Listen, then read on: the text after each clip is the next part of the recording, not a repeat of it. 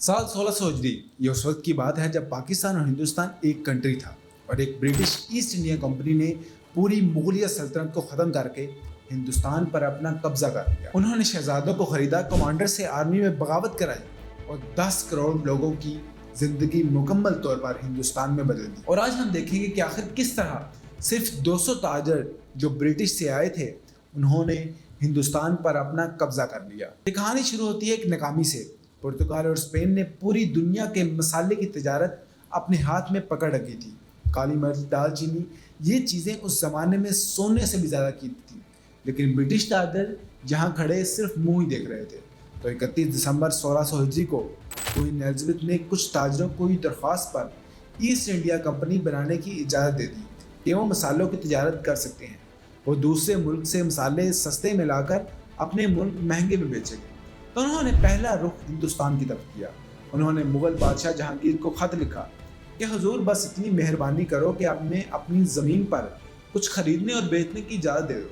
जहांगीर ने उस शर्त पर इजाज़त दी कि वो सालाना थोड़ी सी उजरत हमें भी देंगे। जहांगीर ने तजारत इस ख्याल से दी कि 200 ताजिरों से हमारा क्या ही नुकसान हो जाएगा। उसका ख्याल तो बिल्कुल दुरुस्त था, क्योंकि मुगलिया सल्तनत उस वक्त आलमोस्ट पूरे हिंदुस्तान पर हुकूमत करती थी। लेकिन फिर मुगल सल्तनत के अंदर दरारें पड़ने लगी। जहांगीर के मरने के बाद सल्तनत कमज़ोर होने लगी। पूरी सल्तनत आहिस्ता आहिस्ता छोटे छोटे सूबों में डिवाइड होने लगी। शहजादे अपनी अपनी रियासतें चलाने लगे और हर शहजादे को अपने दुश्मन से लड़ने के लिए पैसों की ज़रूरत पड़ती थी। और यहाँ से ईस्ट इंडिया कंपनी पैसे लेकर खड़ी हुई थी। यहाँ से कंपनी ने एक चीज़ समझी कि तिजारत में थोड़ा मुनाफा होता है, लेकिन सियासत तो एक तालाब के मुकाबले में समुंदर है। उन्होंने छोटे नवाबों को कर्ज देना शुरू किया, उनके दुश्मनों के खिलाफ मदद करना शुरू की। आहिस्ता आहिस्ता वो सिर्फ ताजिर नहीं रहे, वो किंग मेकर बन गए। और फिर आया 1757, प्लेसी का मैदान। बंगाल का नवाब सिराजुद्दौला जवान, गुस्से वाला और अंग्रेज़ों से नफरत करता था। उसने डिसाइड किया कि वो कंपनी को हिंदुस्तान से निकाल देगा। उसके पास 50,000 फौजी थे। उसके मुकाबले में एक ब्रिटिश सोल्जर रॉबर्ट क्लाइव के पास सिर्फ 3,000 फौजी थे। यहाँ क्लाइव ने कुछ ऐसा किया जो शायद तारीख की सबसे बड़ी बेवफाई थी।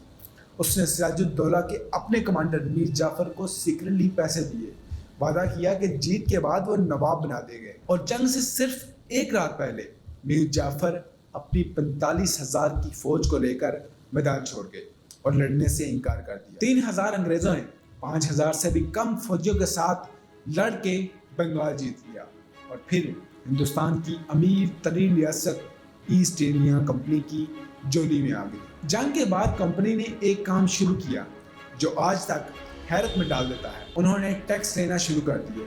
वो अब सिर्फ ताजिर नहीं थे, वो हुक्मरान थे। उनके अपने कोर्ट थे, उनके अपने कानून थे और उनकी अपनी अपनी प्राइवेट आर्मी बन गई थी। 2,60,000 फौजी जो ब्रिटेन की पूरी फौज से बड़ी थी। फिर आया 1770, बंगाल का कहर। फसल तबाह हो गई, लोग भूख से मरने लगे और हिस्ट्री के मुताबिक 70 लाख से 1 करोड़ इंसान इसमें मर गए। और उस वक्त ईस्ट इंडिया कंपनी ने एक ऐसा फैसला किया जिसने अवाम पर महंगाई के और दरवाजे खोल दिए। उन्होंने हर चीज़ पर टैक्स बढ़ा दिया, क्योंकि शेयर होल्डर जो ब्रिटिश में बैठे थे उनको जवाब देना थे। वो प्रॉफिट बढ़ाने का कह रहे थे। ये वो लम्हा था जब ये सिर्फ हिस्ट्री का वाक़या नहीं रहा, बल्कि ये जुल्म और जुर्म की मिसाल बन गया। साल 1800 तक कंपनी का हिंदुस्तान पे कंट्रोल पूरा हो चुका था, लेकिन अंदर से वो खुद टूटी हुई थी। करप्शन इतनी थी कि लंदन में पार्लियामेंट को कंपनीज के अकाउंट चेक करने पड़ते थे। ऑफिसर इतनी लूट मचा रहे थे कि एक एक कलेक्टर वापस इंग्लैंड में लखपति बनकर आता था और हिंदुस्तान का पैसा हिंदुस्तान में नहीं रहता था। और फिर 1857 में वो हुआ जो कंपनी ने कभी एक्सपेक्ट नहीं किया था। उनकी अपनी फौज ने उनके अपने खिलाफ महाज खोल दिए। इंडियन सिपाहियों ने जो सालों से कंपनी के लिए दूसरों से लड़ रहे थे, उन्हीं सिपाहियों ने बंदूक उठाई और अपने अंग्रेजी अफसर की तरफ मोड़ ली। एक साल तक खून की होली खेली गई दोनों तरफ से। हिंदुस्तान के बहुत से शहर तबाह हुए, कंपनी का कंट्रोल टूट गया। 1858 में ब्रिटिश क्राउन ने ईस्ट इंडिया कंपनी को हमेशा के लिए ख़त्म कर दिया। और इस कहानी का सबसे दर्दनाक सबब यह है कि हिंदुस्तान तलवार से नहीं, अंदर की बगावत से हारा था।